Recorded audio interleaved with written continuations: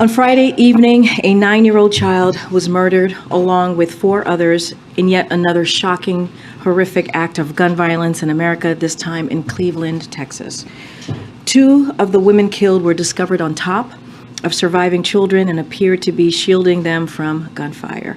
In all, 5 people were murdered by an individual armed with a powerful AR-15 style rifle. As the manhunt for the suspected assailant continues, we urge the public to heed all guidance from law enforcement officials and stay safe. Federal law enforcement agencies have been providing assistance and support to local law enforcement as they work to respond to this tragedy and locate the suspect. The president was briefed on the shooting on Saturday morning, and he and the First Lady are praying for those killed in the attack, for their surviving loved ones, and for the broader Cleveland community. But the president believes prayers alone are not enough.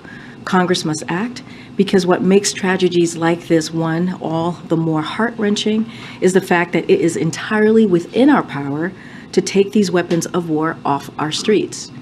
The majority of Americans and the majority of gun owners support common sense measures to reduce gun violence. The president continues to believe that Congress must act without delay. It's not too late to save lives and prevent the next mass shooting.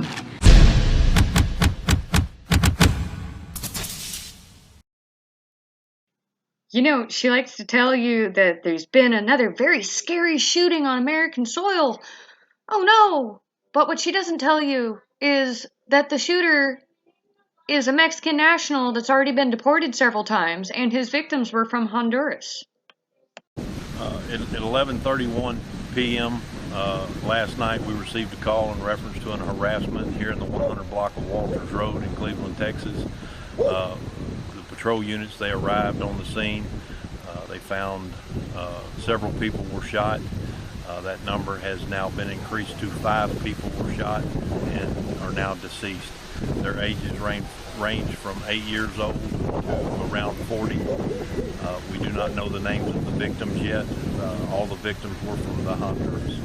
From Honduras? Yes, ma'am. And the ages were 8 to 40s? About. We know that the youngest one was in fact 8 years old, and we believe that the oldest one is about 40 years old. What do we know about the suspect? We do have him identified, we think. If our information is true and correct, we're currently actively looking for that man. That's about all we know at this time. Can you describe him? He's a Mexican male from Mexico. We do have a copy of his consulate card, and at this time we're searching for him. While you have the government utilizing this incident to say, see, we need more gun control, we need more gun control, what about the people who are under attack by all of these immigrants from the other side of the border that need their guns in order to defend themselves? Can you imagine actually being told that you have 2 choices? Stand your ground or go inside your home, hunker down, lock your doors and close your windows and turn off all the lights. Well, that is what these Texas ranchers are facing almost on a daily basis. Some of these ranch owners who are women are arming themselves, or they're reinforcing their homes, spending thousands of dollars. But all of them are concerned that this fight has made it to their backyard. A daunting task Debbie Douglas never expected to be part of her daily life. As you can see, it takes a while. Rolling up steel shutters, reinforcing windows throughout her Edwards County ranch home. This is the window that they attempted to break in. This is my granddaughter's room. She does not want these steel shutters rolled up. She wants them down. This is her sense of security now. A child in fear after alleged undocumented individuals attempted to break into the home that sits on the hunting ranch where Debbie spends half of her time. Captured here in video first seen on News Nation. Then we added these screens. They're steel screens. They're not your regular screens. What was once her safe, happy place. This whole area is their playground. They basically own it. It's sad. Has now become a fortress of sorts. It's sickening because we have put in so much to this place. Blood, sweat, and tears. And for it to be destroyed by some criminal organization and drug cartel, is heartbreaking. Texas is a stand your ground state, like Arizona. And Debbie says while the case of Arizona rancher George Allen Kelly makes her question what the outcome would be if she had to protect herself, she knows her rights and will do what is necessary. I will shoot. I don't want to. I don't want to kill anybody, but if they come toward me, if it's me or them, I'm shooting. Less than 40% of land along the southern border is privately owned, which includes the Connolly Ranch in Kinney County, just south of Debbie's ranch. Y'all are busy, aren't you? Lisa Connolly recently retired from teaching in Bracketville. Now she plays the organ at church and holds down the homestead on a generational cattle ranch that has been in her husband Stan's family since 1907, saying she feels she's being held captive by the cartel. I'm an American citizen. Where are my rights to be safe in my own home? Stan always worked the ranch, but since his cancer diagnosis, it has been all hands on deck for the family. And with the stress of safety, Lisa says she feels she's being held captive by the cartel. I'd like for you to stay in your homes, lock your doors, and at night they say don't attract attention by turning out some of those lights. You don't want to have a large beacon up for them to locate, because all of a sudden you become a stopping point on a map. But what can they do? We don't have a neighborhood watch. We have ourselves.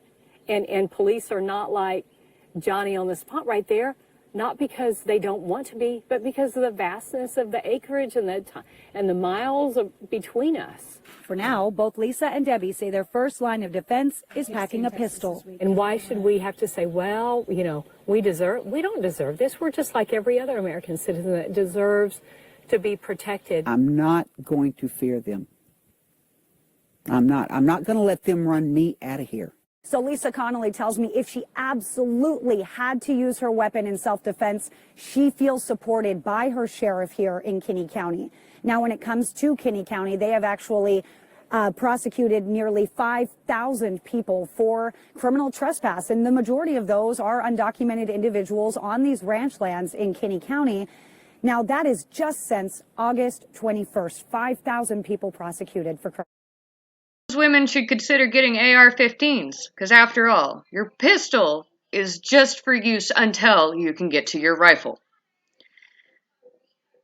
It is rather interesting that they want to push all of this gun control chaos while at the same time they are letting vast numbers of people cross the border without going through the proper channels to do so.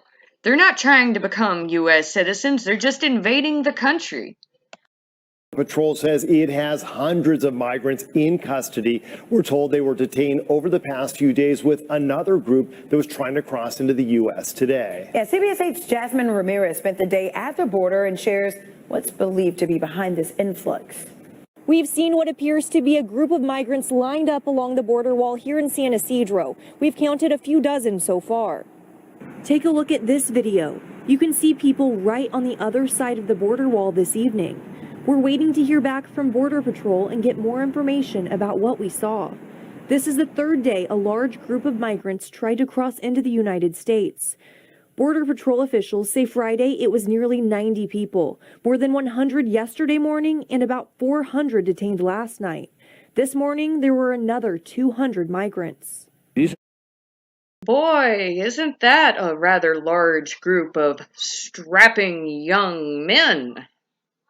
You know, not everybody that's crossing the southern border is actually Mexican. Y'all know that, right?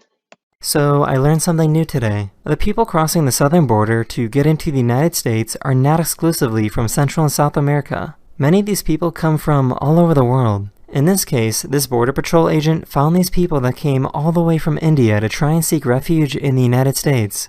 Came from India, Mumbai, Gujarati. So, they want to take away our guns, while this invasion of people from apparently all over the world is making its way into this country through the southern border without going through proper channels. I don't know about you, but that sounds like some serious red flags. Like, that is unacceptable. American people out there, do not give up your gun rights. You will seriously regret it.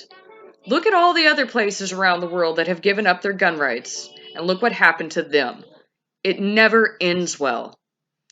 Until next time, folks, have a nice day.